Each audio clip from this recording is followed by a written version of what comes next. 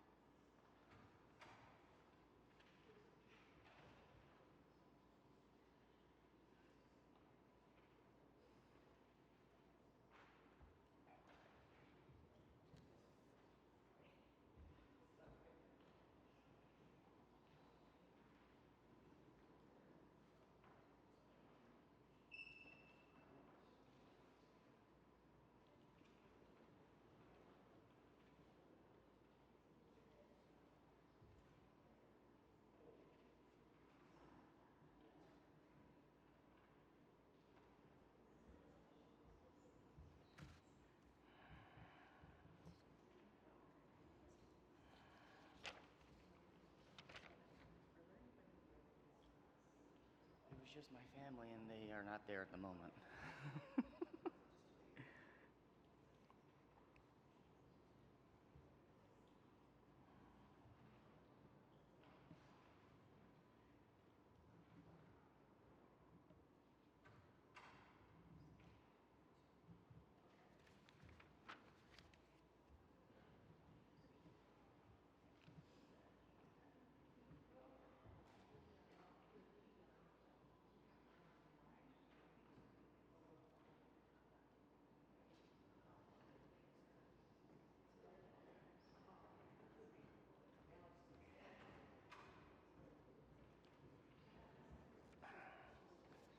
We're good.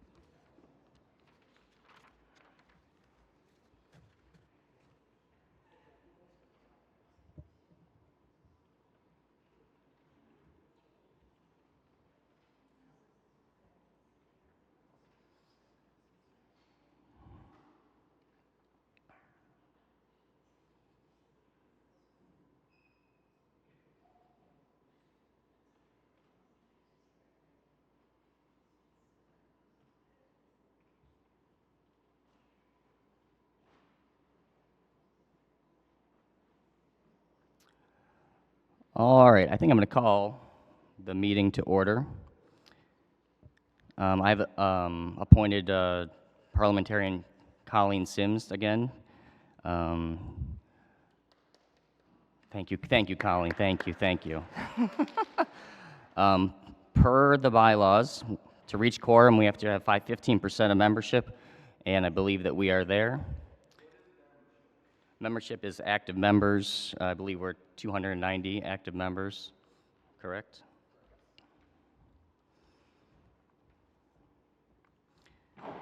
Welcome to everyone in the meeting house and those joining us virtually online. I'd like to invite Pastor Jeff up front to offer an opening prayer.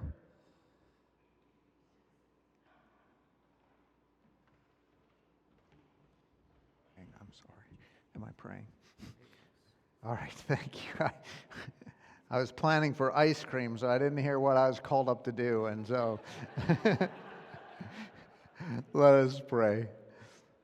Gracious and ever-present Spirit, we gather here today with hearts full of gratitude for the journey we have undertaken as a church community. We ask for your guidance as we reflect, as we celebrate shared accomplishments, and as we look forward to new opportunities. Fill us with wisdom and understanding as we discuss the path forward. May our decisions be shaped by your love and justice, and may our conversations be filled with kindness, humility, and respect for one another. Unite us in purpose and in vision, that we may serve our community, that we may serve you with open hearts and hands. Amen.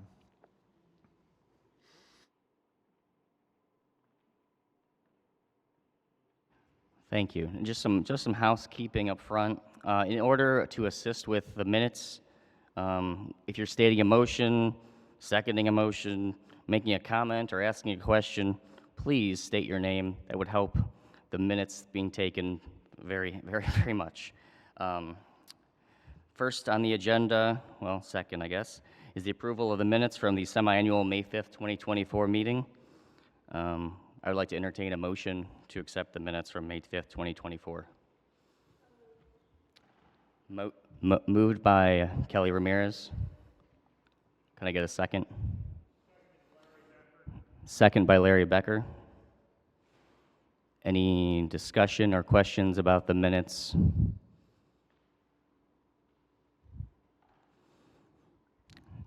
Seeing no hands raised, I'd like to call for a vote.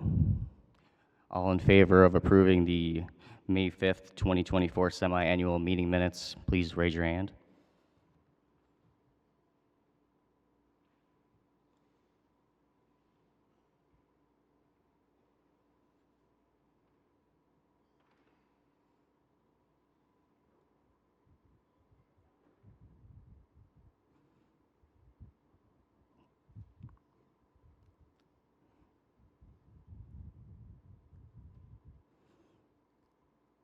I say we look pretty good.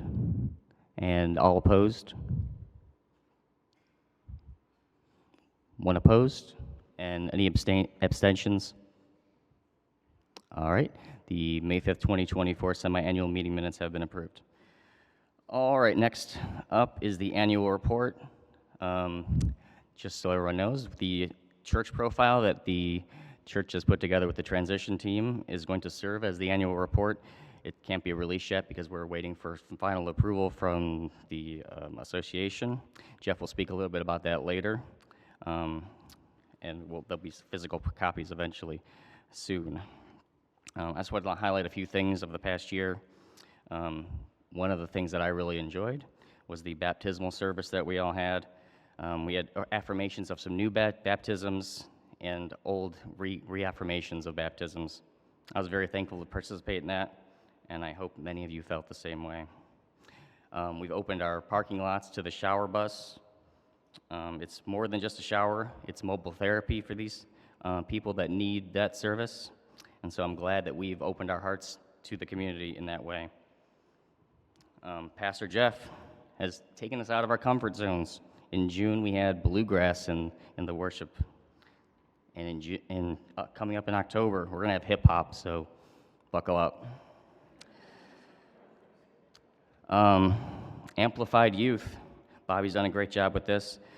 We've been partnering with other congregations to provide a safe space for youth to meet with friends and build fellowship. Hopefully this continues and we can see greater numbers in that program. We started collaborating with the Methodist Church across our sea of parking lots. We plan to do a trunk or treat in October, and we plan to do future missions with the Methodist Church. We've had the Walk Spirit, Talk Spirit, the jazz open community concerts in our chapel, so it's nice to bring some lively time of fellowship into that space that we don't use as much as I know we all love to use more. Food justice, which I know is near and dear to many of our hearts. The pantry continues to grow and increase their offerings year over year. Amazing work that they always are doing. Our Feed My Sheep garden supplements the pantry with fresh produce, providing food that many people don't have access to in this Akron area. The PB&J backpacks expanded to 144 bags this year to make some CLCs. I know a lot of kids are not getting food on the weekends. Now get it, because of all the great work that we're doing here at the church. At this time, I'd like to invite Colleen Sims up, the Stewardship and Finance Chair, to give a financial report. Thank you, Colleen.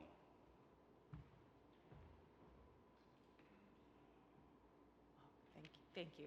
And I think there's been a handout for 2 pie charts that I think are very helpful. And the following figures are going to be really reflective of what's already on the charts. These figures are the fiscal year beginning on June 1st, 2023 to May 31st, 2024.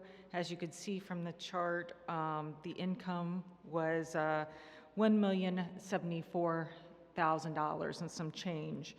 And the largest part of that came from our endowment, 73%. 18% was from charitable giving. That was just under $190,000. And then various other grants make up the small percentages for that total amount. The total expenses for our year were about $1,031,000 and some change, and the largest expense was personnel. We would like to report we are now fully staffed. Our next largest expense was maintenance. We had 4 floods in the basement in our prior fiscal year, and we did submit insurance claims and received compensation for the repair of those leaks. Food pantry expenses were up. It's been reported that the Akron Canton Food Bank has been providing us a little less free food to the inhabitants of Stark and Summit counties. We are, however, continuing to pay less for our electric and gas due to the recent installation of a boiler, and we've transitioned to LED lighting, so we've paid less in utilities. We have incurred some expenses by the property purchase, some legal assistance in that purchase, as well as modifications, updates to the endowment fund policies. And so for the year, we finished the year ahead $43,481. Are there any questions? I don't know if I'll be able to answer them, but I will try. Mike Brinks? Mike Brick, question I have, what is, in the full staff, how many full-time equivalents does that equate to? And what is the governing board spending $11,000 on? Sure, I think the question was, what is full-time staff? What's the number of full-time employees and part-time employees? And actually, I'm going to ask Janice, what is full staff?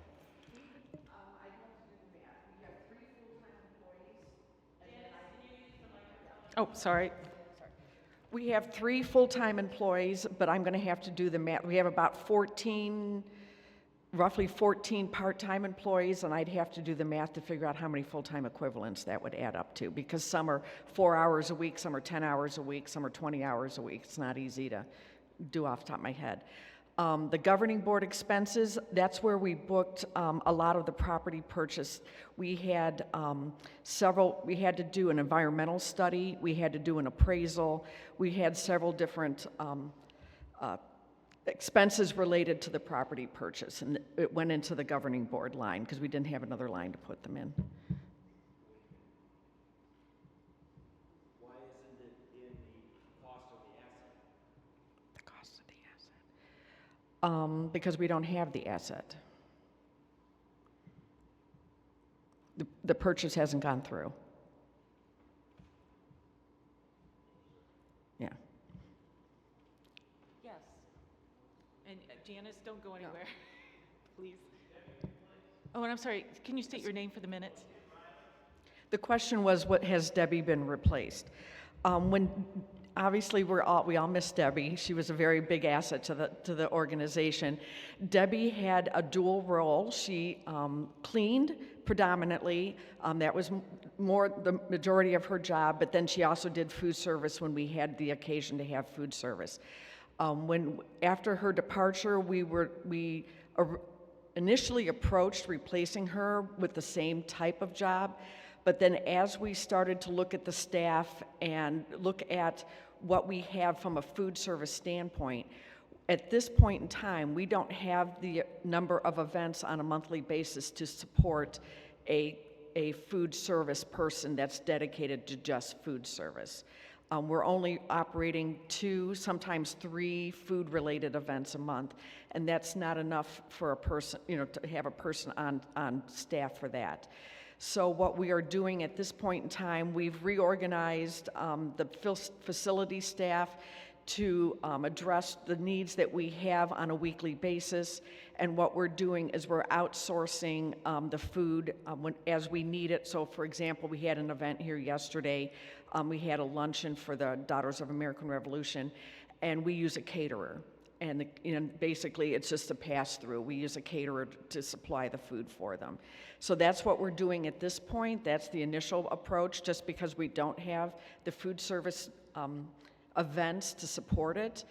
But ideally, we're hoping that our events manager will, get to the point where we are going to have a significant amount of events in the building that require food service. And if that time comes, then we will revisit the idea of having a staff member dedicated to food service. Would you say that's correct? Okay. Anybody else?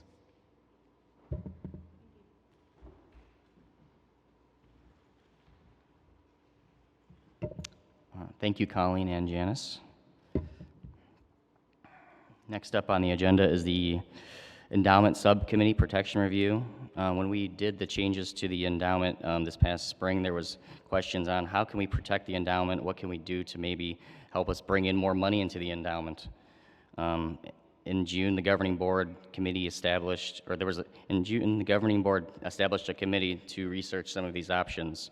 We're looking at possibly creating a new community development corporation, opening up funding, which would open up funding lanes from the government or other institutions that normally would not give to a religious organization. We're looking at maybe possibly opening a foundation, and also considering how can Living the Legacy become a part of this. It has an existing history and it already exists from a governmental perspective. I would say stay tuned for this for updates later in this coming church year.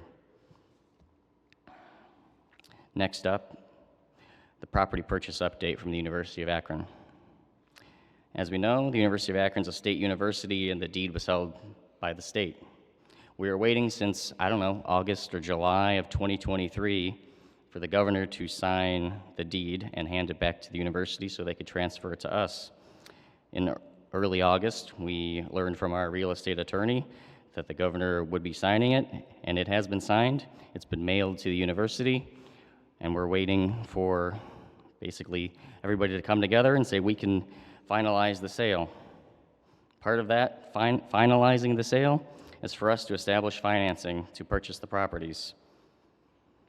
It is important for the congregation to decide how we're going to do this. The congregation should have ownership of this choice. And so we have 2 choices, using the endowment or using a bank. I'm going to go through a few things on either side of that, and we're going to decide that here today. If we decide to use the endowment, we are making a reasonable investment in ourselves. We aren't paying a bank interest on the loan. On the other hand, since the endowment has been invested with Schwab, we have achieved a 9% return, but some years have been lower and some have been higher. Only 3% of the endowment would be used for the property purchase. The interest amount would be paying back to the endowment exceeds the typical annual draw of 5%.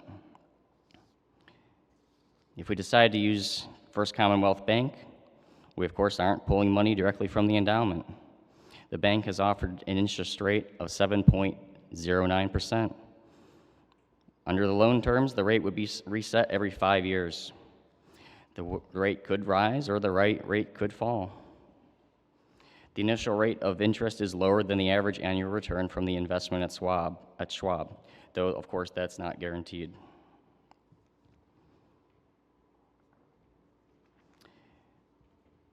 I will read the first motion as sent out earlier this week via email. Motion, the First Congregational Church of Akron execute the congregation's vote to purchase the properties located at 250 and 264 East Market Street, Akron, Ohio, made at the May 7th, 2023 semi-annual congregational meeting for the sum of $450,000. This purchase is to be financed by borrowing funds from the endowment to be repaid using the same terms as agreed upon with First Commonwealth Bank. Those terms would be a 20-year term loan commencing at 7.09% interest for the first 5 years, then reset every 5 years thereafter based upon the secured overnight financing rate plus 1.74%, also not to exceed the initial rate of 7.09%. I will entertain a motion to finance the property purchase using the endowment.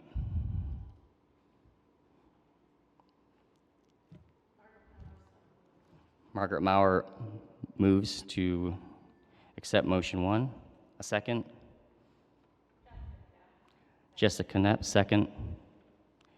Any questions, comments?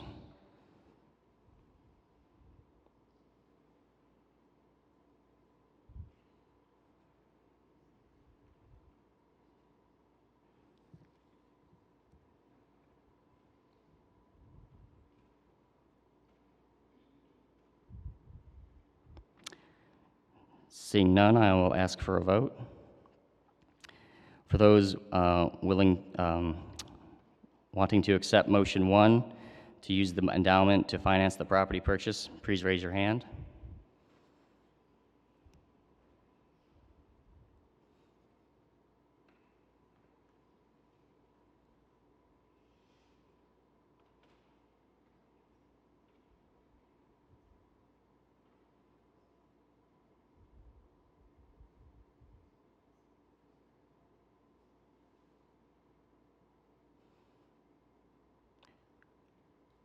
All right, I think I have about 45.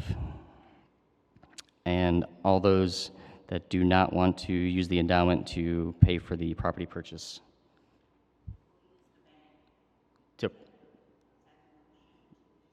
If we don't pass motion 1, we would go on to motion 2. So we have one against motion 1.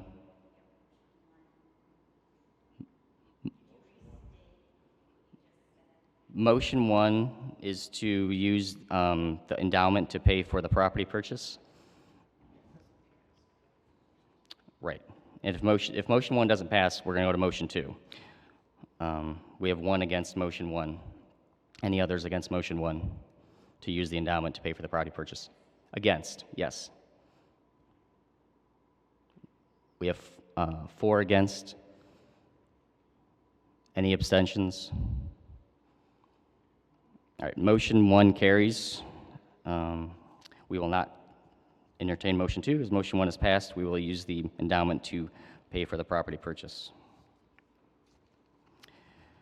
Next up is the line of credit. It's important for us to have a line of credit available, despite how we're going to finance the property, which we've just determined as using the endowment. We might have unexpected expenditures coming up. Our most recent purchase, the most recent purpose of this is the B&G is going to need to draw some money as we take over the property, and we don't want to affect the B&G budget. So we want to establish a line of credit so we can use First Commonwealth Bank to basically give us money as we might need it, so we don't have to pull it from the endowment at other times. First Commonwealth Bank has given a conditional approval of a line of credit with an interest rate of prime plus 1.5%. Motion 3, motion that First Congregational Church of Akron enter into a line of credit agreement with First Commonwealth Bank for $60,000 using the building and real property located at 292 East Market Street, Akron, Ohio, as security, with Sue Moderator, past moderator, as signator. I will entertain a motion to establish a line of credit with First Commonwealth Bank. Denny Conrad moved. A second?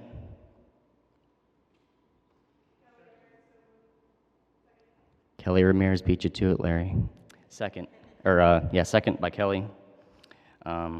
Questions, comments, or other discussion on the line of credit? Yes. My name is Ruth Allison. My question is, I want to make sure I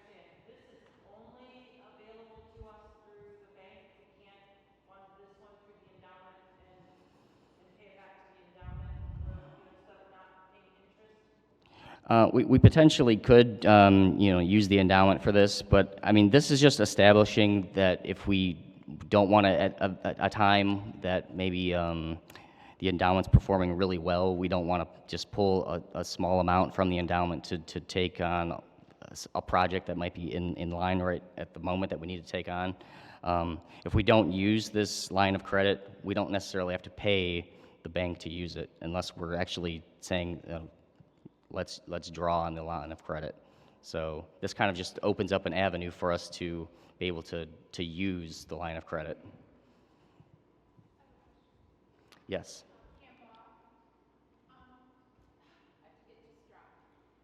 Why is the church property at 292 East Market Street collateral for this loan when the loan is basically being generated for the other piece of property? Why is this piece of property collateral? The line of credit doesn't necessarily have to be used for the property purchase or related expenses. They could be used for anything at the congregation. That's kind of just like the first thing that we'll probably use the line of credit for if we don't use it on pay for things in another way. At the time we approached the bank to do the mortgage, which was back in 2023, remember, at that point in time, the endowment was written in such a way that the endowment was not allowed to be used as collateral for a loan.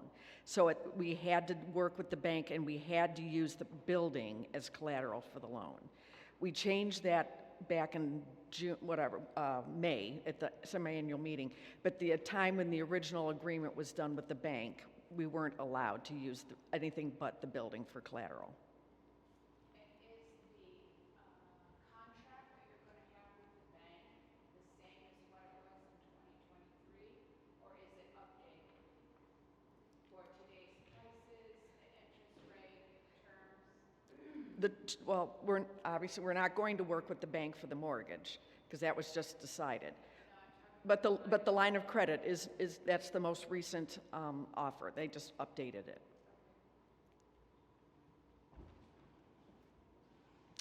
Any other questions or discussion points? Yes, Mike. Mike Frank, what foreseeable expenses are you expecting for this property to use this line of credit for? I believe there was thoughts of security needs, potentially, possibly fencing. I don't think we necessarily know every potential use for related to the property purchase. What other purposes are we planning on using this property for? 'Cause I have yet to hear. We don't know. We're going to be starting a visioning process probably very soon after we after we actually make the purchase. So have you entertained any ideas of selling the parking lot across the way to make way for this property? I would say we're going to have a visioning process. We don't know. Yes.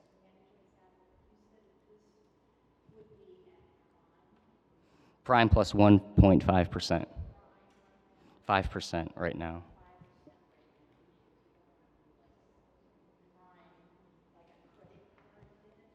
Sure, yes. It's not like 20% or 30%, yes.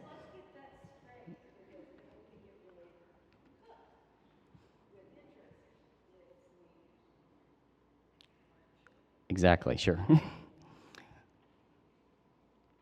Any other questions, comments, or general discussion points? Yes. The line of credit we can use on the new property, but can we also have it as a backup if we have some maintenance expense? Yeah, the line of credit isn't being established just for the property purchase.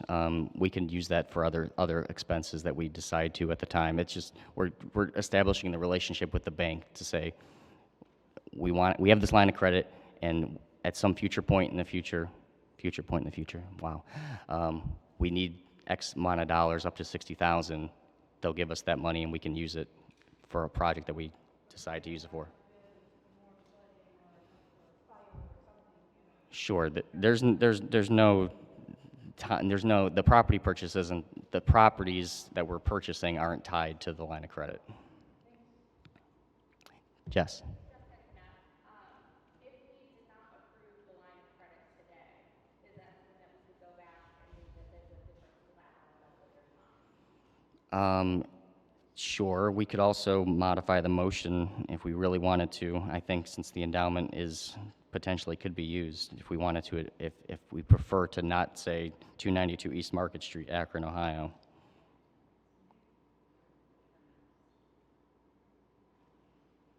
I mean, I highly doubt that if we somehow defaulted on the 60,000, if we used $60,000 in a line of credit and we had $15 million in the endowment, I doubt where we'd say, hey, take the church building, but that's just me.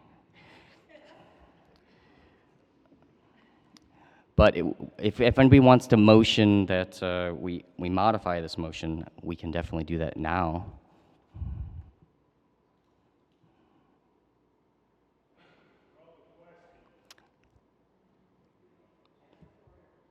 Somebody in the corner. Yes, sorry. So technically, it's just that what if something happens and we need a little extra money? So technically, that is what's. Yes, we don't have to use it, but if we come to a point where the endowment's earning 15% and we want to something comes up and we need $30,000, we don't want it because the market's going crazy and we don't want to pull money out of the endowment or whatever, but we need $30,000 tomorrow or something. We already have this established with the bank to get us that money. So yes. Any other questions or comments? Yep.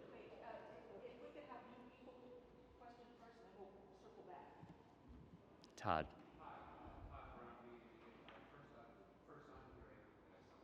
Who's going to be the one who decides to take money out and how to pay it back, especially taking money out and how much to take out? That's a good question. I mean, I think that would probably be something that somebody would probably, a board would probably bring something to the governing board, and the governing board would probably review that and decide how they would want to pay. The governing board would probably decide how they would want to pay for that expense. And if the line of credit was available, then that would be an option to use.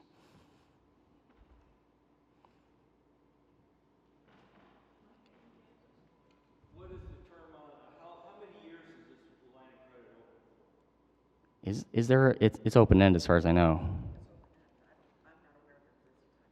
We believe it's open ended. Is there an annual cost with it? We believe there's no annual cost. Most line of credits have a $250 or $500 fee for it.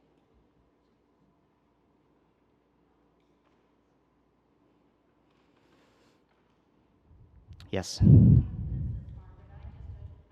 know a lot about finances, and so I just want to have some help understanding something.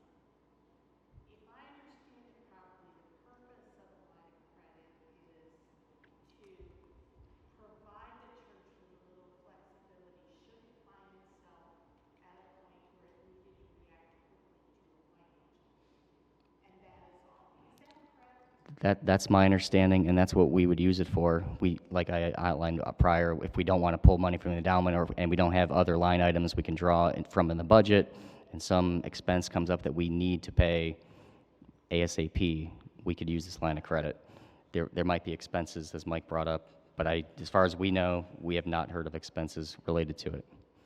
Well, the other item, comment I would like to make is that even though we're drawing from a $60,000 line of credit, it is still going to affect the budget. It is not going to not affect it because it's still going to be an expense. It isn't, I mean, it is something, yes, of course, we would have to pay back. Correct. But it will still hit the income statement as an expense. Sure.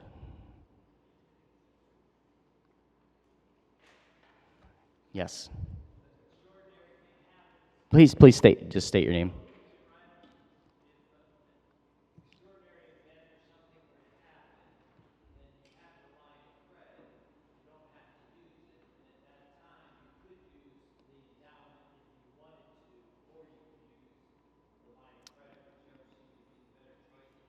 Correct. We'll have multiple options and this just gives us another option of how we would pay for X expense. This is, sure, a safety net, yes. Yes.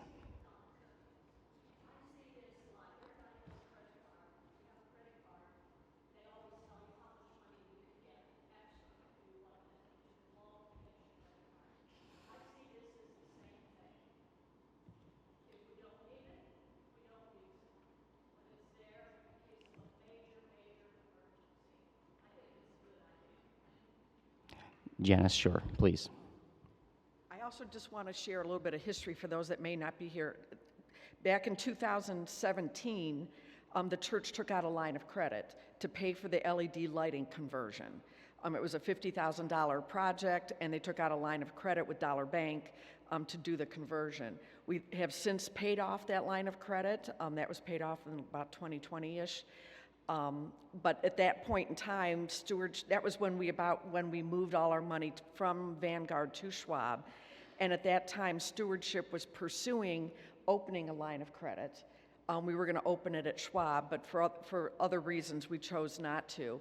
But that's one of the things that has been on the table with the stewardship board for a while, is that whether or not the church should, because when you need a line of credit is not the time you go to try to get a line of credit. It's one of those things where you have to have it when you need it. So this is one of the opportunity was made available to us with the mortgage discussion, and so that's why we're pursuing it now. Thank you, Janice. Yes, AJ.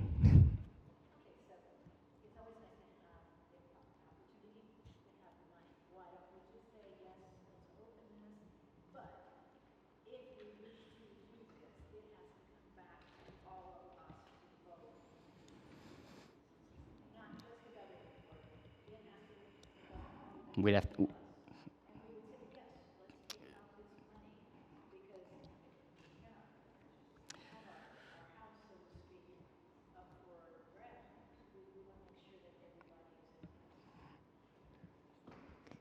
that does sound, sure, Larry. We need to vote on the motion that's on the table. What AJ is suggesting is an amendment to the motion. So we have to clear the motion that's on the floor right now before we can even Right. consider that. You could vote to amend it. Are you proposing to amend the motion? Yes. And if I understand correctly, that if we take any money out of the line of credit, the whole congregation. Colin, can you come up here? No, can't hear you. No. Oh, okay. I'm sorry. Yeah, I guess I'm quite Thank you. My understanding is the motion to amend would be that if we take any money from the $60,000 line of credit, that it would be a vote done by the whole congregation. Is there any, would anyone like to discuss for or against that amendment? Oh, I'm sorry. Thank you. Is there a second? Okay. And please state your name for the minutes. Yes, Margaret.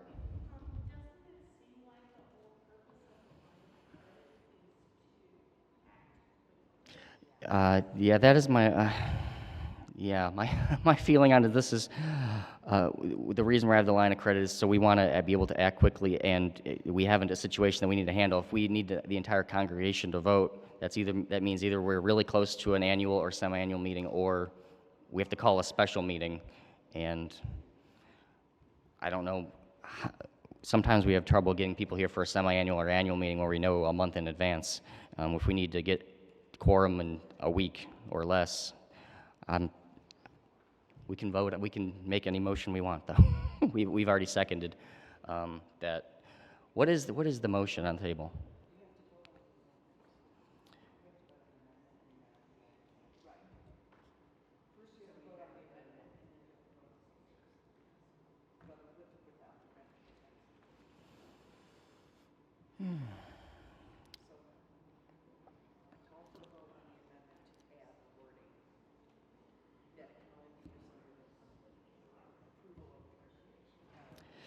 So we're going to vote on amending the motion on the table to add the wording to require the full congregation, or a quorum of the congregation to vote on using the line of credit. Yes, discussion. Sherry Zeros.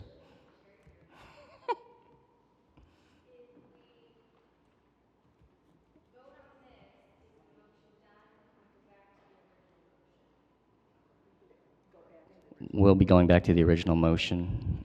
Or, I mean, if this passes, then the original motion with the added text. Yes.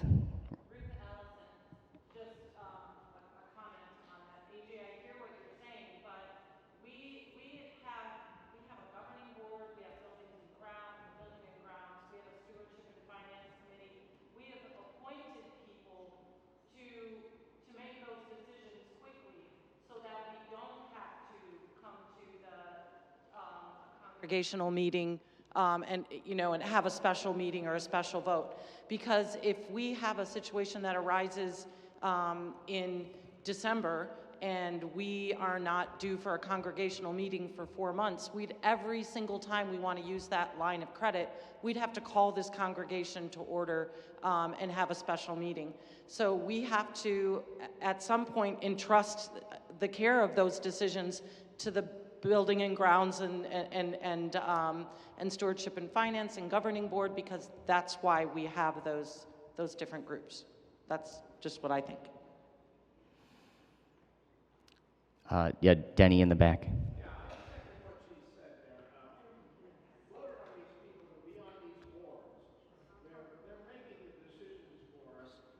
you don't like the decision they're making, you should replace the people on the boards.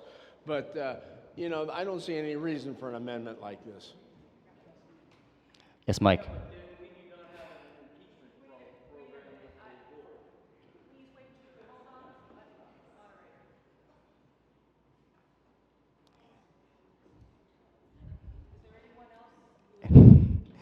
Yeah, Ellsworth in the back. We are a church. We're not a financial institution. We don't need extra things to complicate the things that we've already set into motion and have agreed on by virtue of the existence of the various boards and so forth. That's I don't understand. I really don't understand the need beyond what we already have and what you've obtained in the way of that extra money. Just use it as it's necessary without voting again on it.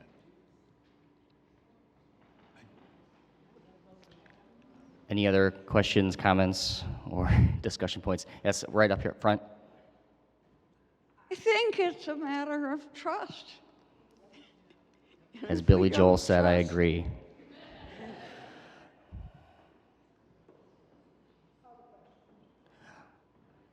I'm going to call the question. All in favor of adding the amendment to the original motion that a quorum of the congregation must be called to use the line of credit? All in favor, please raise your hand. We're voting on the amendment to change the motion. Two in favor? Three?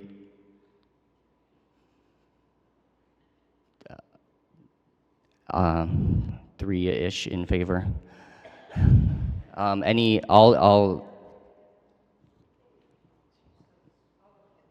All against? The amendment, I'm going to say, does not pass. So we're going to go back to the original motion. I'll read it again.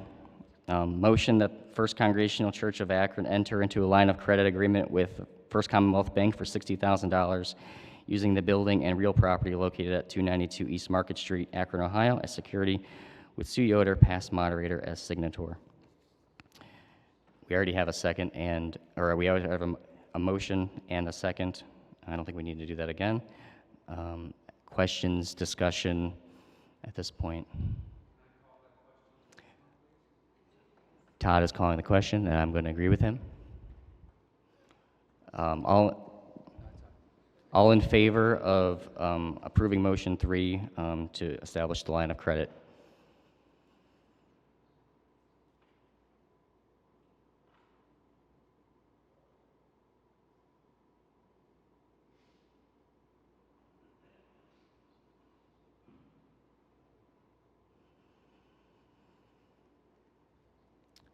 I'm in the mid-high 40s. Okay, that seems pretty good. All against establishing the line of credit?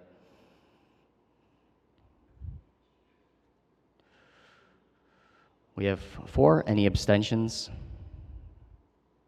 Absent. 1 abstention. The motion is passed to establish the line of credit with First Commonwealth Bank. Thank you, everyone. All right, next up on the agenda, the garden ramp. Who was here at the summer picnic? Who thought it was yes, great. Who thought it was a great time? I thought it was a great time. The food was great. The fellowshipping was great.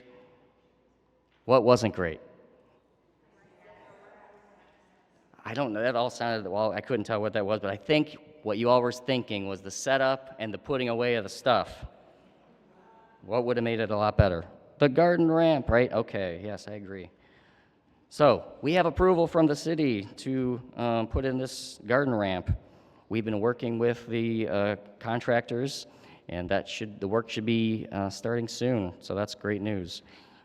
Todd just updated me on that this morning. So we should have a garden ramp soon, 2025. Cross those fingers. All right. I'm going to hand things over to Jeff. He's going to give a pastoral search update.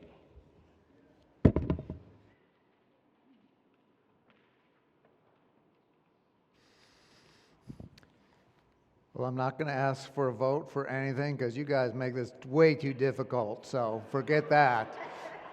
Forget that. This is a pastoral dictatorship today.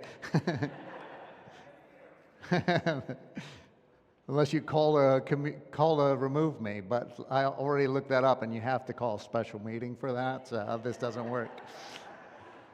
So the search committee and the pastoral search process began essentially before I arrived in January, and so I came and congregation, some were shocked and grieving and wondering, and some were happy and mad and looking forward to change. And so that helped shape what the process was going to look like in order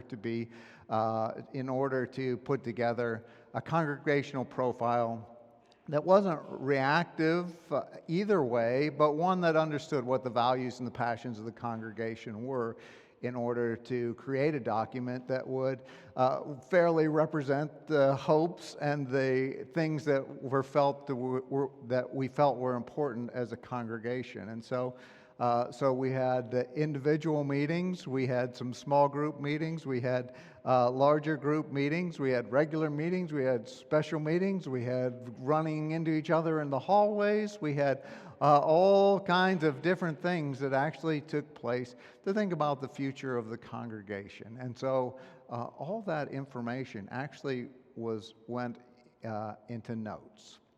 And so when our transition team was formed, which the transition team is Jake Cook, Tevin, TG, Nancy Jenkins, and Ashley James.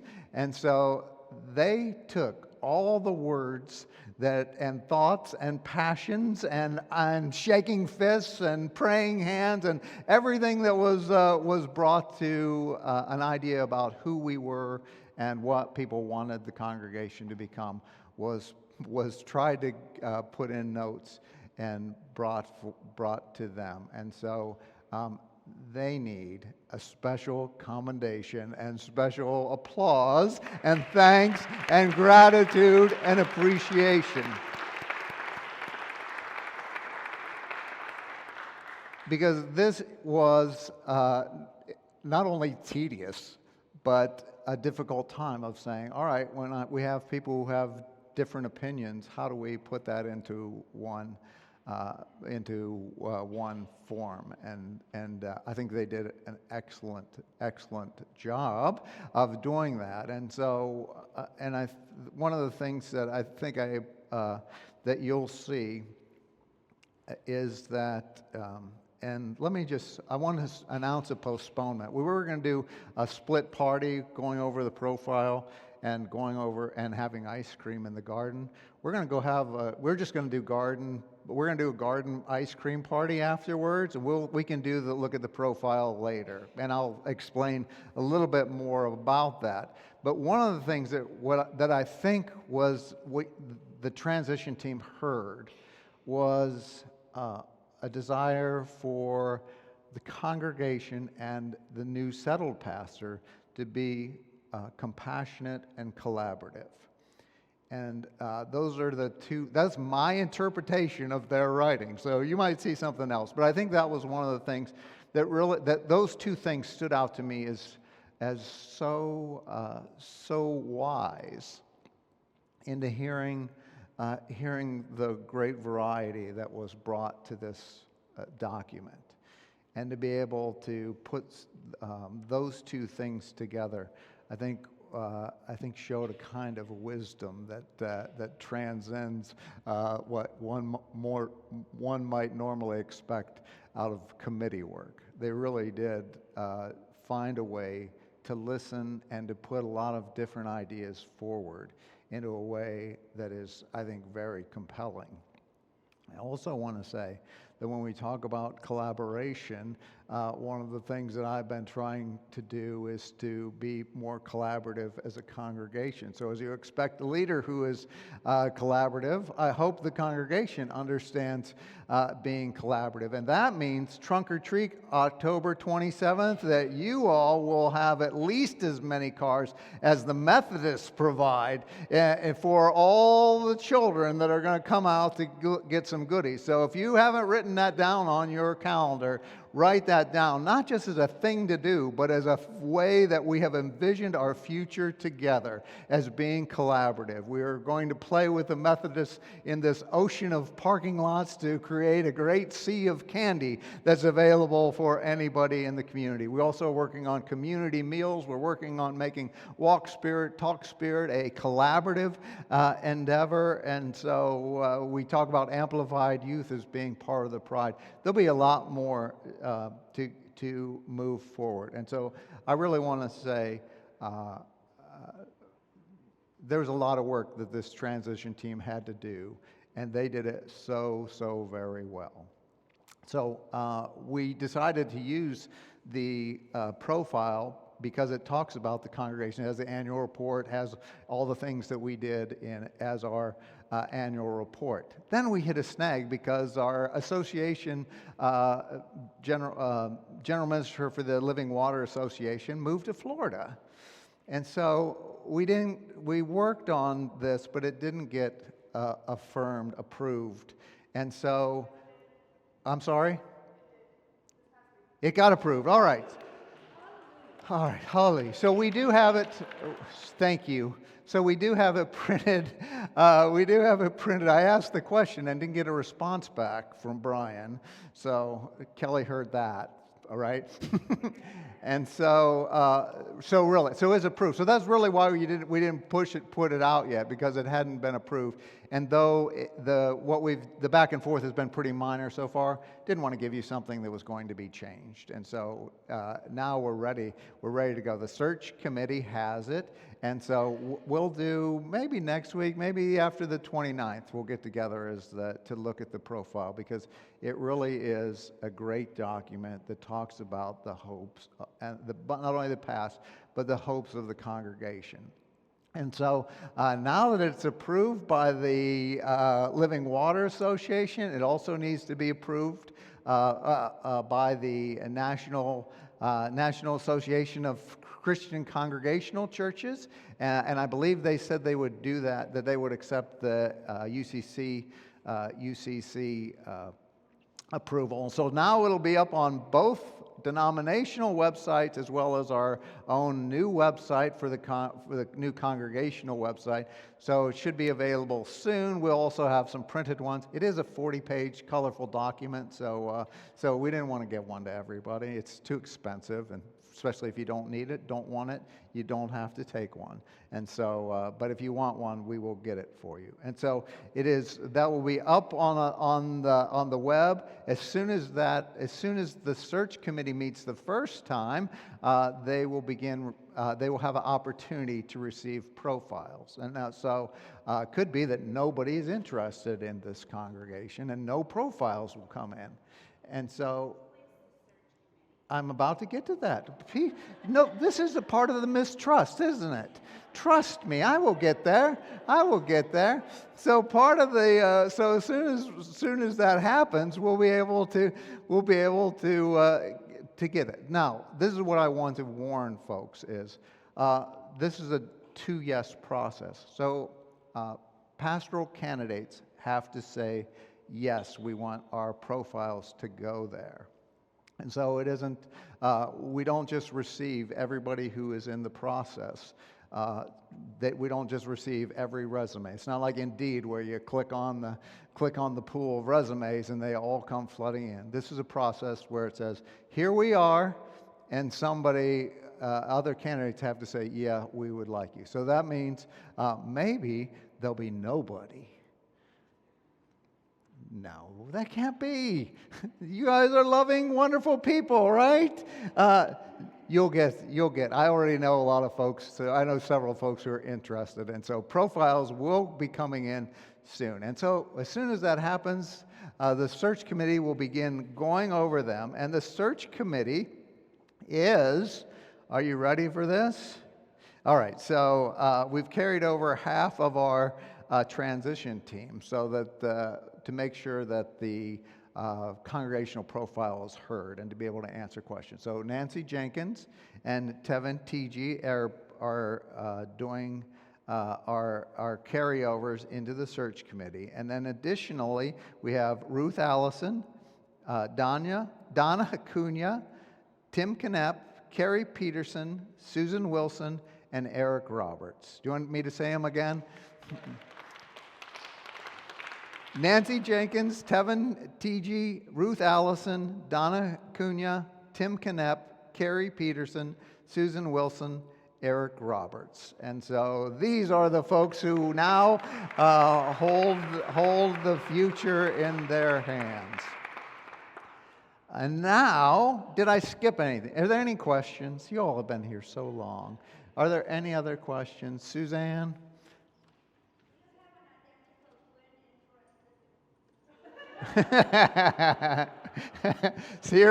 So I love this. Like, I'm waiting. I have to check to make sure I'm not getting ousted and somebody's nice to me instead. So thank you.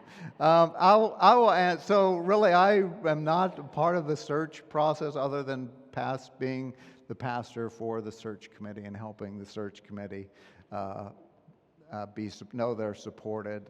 But I have the very interest that you all have. I want this congregation to have a settled pastor that you're going to love and thrive under that person's leadership. And I sit with you in wanting that. And I trust the search committee to be able to do that, to move this forward. And so I'm supportive.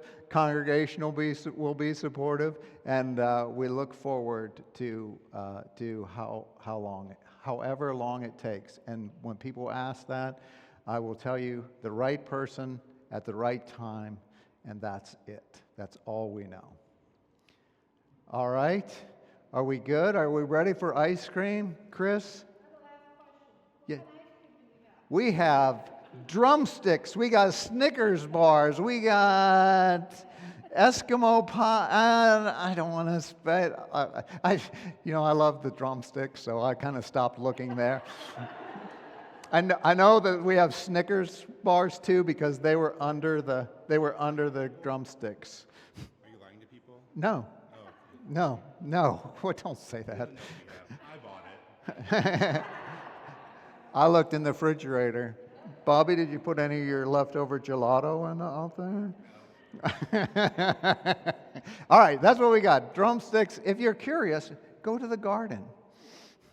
Drumsticks and Haagen-Dazs and fruit bars and all kinds of things. All right, are you ready? Let's pray and then let's go. Spirit of hope and renewal, well, thank you for being with us in this time of reflection and decision making and dreaming. As we leave here, may we carry forward a commitment, courage, and embracement of new possibilities, wisdom to navigate challenges before us, and grace to support one another on this journey.